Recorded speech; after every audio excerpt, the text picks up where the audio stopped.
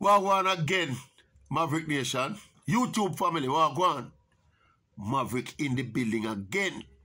Yeah, come to provoke some thought again. Because my thought get provoked. So in return, me provoke full of thoughts. Real thing I remember, you know. Spread the word, you know. Yeah, man, the Oral Tracy Maverick YouTube channel with the best and most credible opinion on all issues. I'm going to touch a tricky issue this time around. Yeah? Something that me come to realize. I want to tell you I never ever realized it, you know. And some people reach out to me and explain the gravity of this particular reality in and around local track and field. And it stems from the advent of high-profile now successful athletes. When the athletes reach that stage, when them start make real money and them move from them clubs, them original clubs, and them coach where invest in the early part of them development. There's a notion about now. See, in fact, the accusations are that generally speaking, them athletes are ungrateful for make the move what they make because of all the things that went into them getting to where them get, you know. Me talk to some people in the system, trust me, people involved in some of these clubs. See, coaches were involved with some of these athletes. And not only, they might define it as ungrateful from the perspective of the financial loss, you know. Because obviously it's a financial loss when they make that kind of investment. And when the people them start make real money, them turn them back on you. But them also say in terms of simple respect, them say the thing reached to a level of disrespect, you know. And this is a general thing, you know. This is not a one-off with the other athlete there, or the other athlete there, you know. I'm talking to more than one people. Like them say, generally speaking, these people coming to these clubs with nothing, seeing dirty foot, dirty clothes, nothing, literally nothing. And these clubs, yeah, you see them potential, right? And you decide to make the investment. Nobody forces you to make the investment, but this is what you do. See, this is what these coaches and these clubs, this is what they do, you know. But generally, when these athletes come to these clubs, see, them come with nothing. And the clubs, them find accommodation, them take care of medical bills, them look after therapy, all the needs of the athletes. We make them as comfortable as possible and make them compete to them optimum. And the club spend all of their money there. And them do this for years. And wait, multiply that is not 1 or 2 or 3. It's not the athletes that you come to know, you know. Me and you come to know, you know, the ones that became prominent, you know. It's not the athletes alone. Those athletes alone, the clubs do that for, you know. Probably for every athlete that me and you come to know publicly who become big stars, you probably have 10 or 15 athletes out there who require the same kind of attention there and the same kind of resource to spend on them when them don't come through the system. So the complaint is now that it is rough on the clubs and it is unfair to the clubs. There's an additional aspect of it now where the complaint are reached now. Say, the athlete them now become disrespectful. Now we can understand the money part of it. But why would there be a need for athletes to become disrespectful to people who help you along your journey? See it?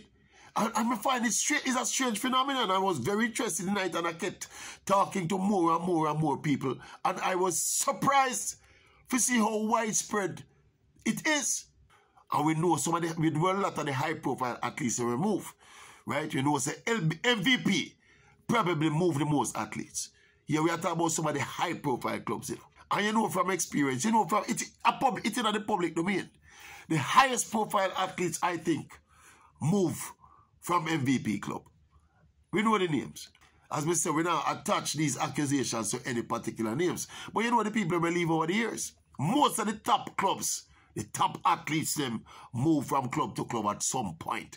Very few, if any of these athletes, stay loyal from one club right through their entire career. The same Usain Bolt. Usain Bolt never started racers, you know. I think Johan Blake went to racers. Johan Blake never stayed at racers his entire career neither. Asafa Powell, Shelly and Fraser Price, Ilian Thompson, Hera, all of them at some point leave them original club. Now, here what me a struggle with now. Me a struggle to reconcile the athletes' right to move and look them own what is best for them personally. And that me a struggle for reconcile, you know. The athletes' right to choose, right, and do what is best for you, the athletes, versus the clubs and the situation of the clubs find themselves in. Spending all that money, making all that investment in a talented youngster, and only if you see when that investment come to fruition, youngster pick up and gone, as with your money tree. Me say that Ilian Thompson, Shelley and Fraser, 1-2 punch, you know. Me say beat MVP hard, you know, man. Understandably, if anybody can see that, when you lose the 2 fastest women of all time in them prime, when them run them fastest, supposed to generate the most money. That's supposed to wicked for MVP, brother. Eh? Somebody tell me say if the MVP take it hard, them not talk it publicly. See, nobody not talk it publicly. But it is understandable. Eh? And when you look at the point at which the likes of Shelley and Ilian move from MVP, and how they move. Somebody mentioned to me, say, if we realize that when Ilian, since Ilian leave MVP, and people interviewing her about her journey and where she's at now, and the decision where she make.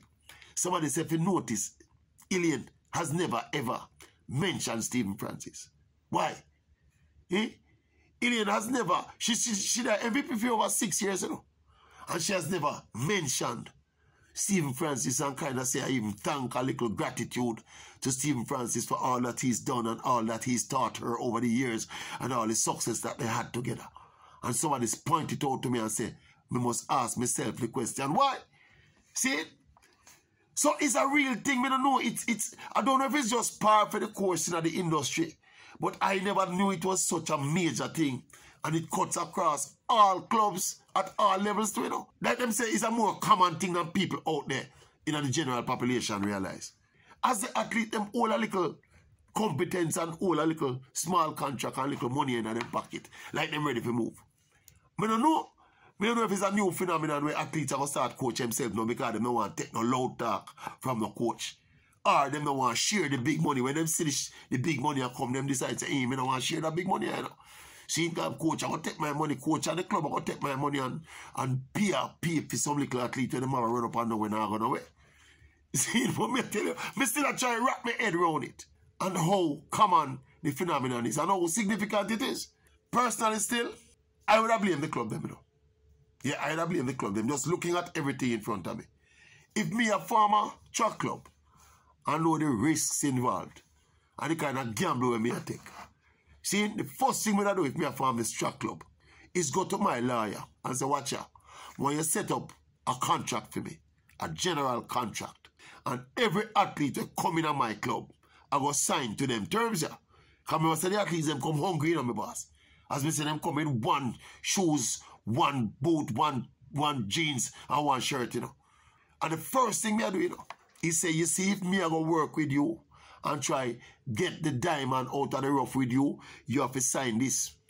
And intertwined in that contract, you know, is going to be the fact that if the day ever come where you start earn above X, Y, or Z, then I am obligated to X% of whatever you earn because of that lay it out in legal terms and make it as reasonable as possible. Because it is reasonable when you think about it. It is reasonable, you know, when you think about it, you know.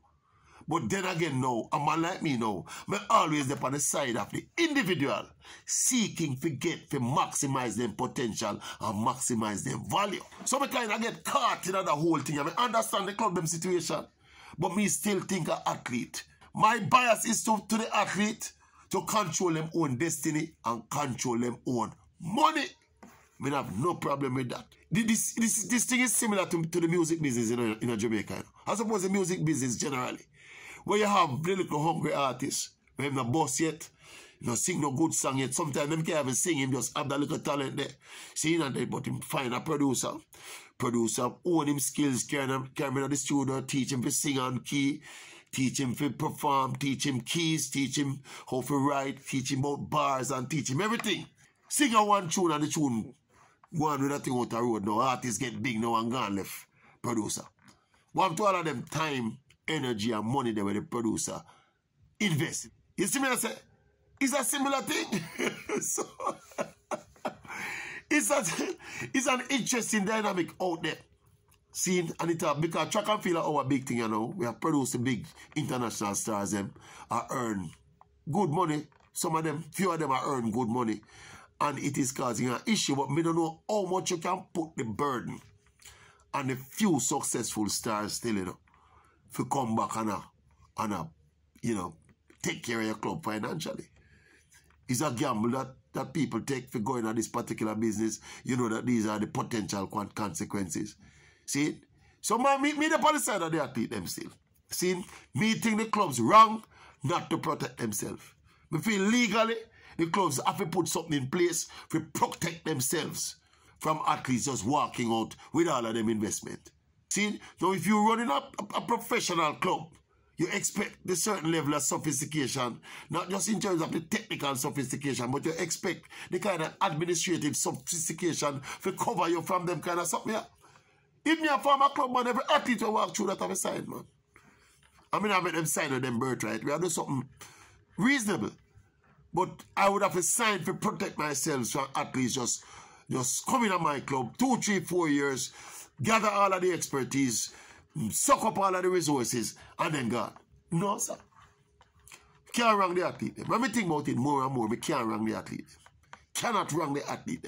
The clubs ought to know better, put things in a place for protecting themselves. See, athletes don't stop look out for their own personal interests. Yes, man. Maximize your potential, maximize your earning, maximize your brand. Cannot complain about an athlete when do that. Anyway, check in now. It's an interesting one, it's not. It's an interesting one. That one is interesting and intriguing. You understand me? But let me hear what you think about it. Obviously, you're going to have opinion split down the middle. But me tell you when me come down on it already. You know? Me tell you when me come down on it already. And it is because the clubs have recourse. The clubs have the recourse to put things in place before it get to this, legally.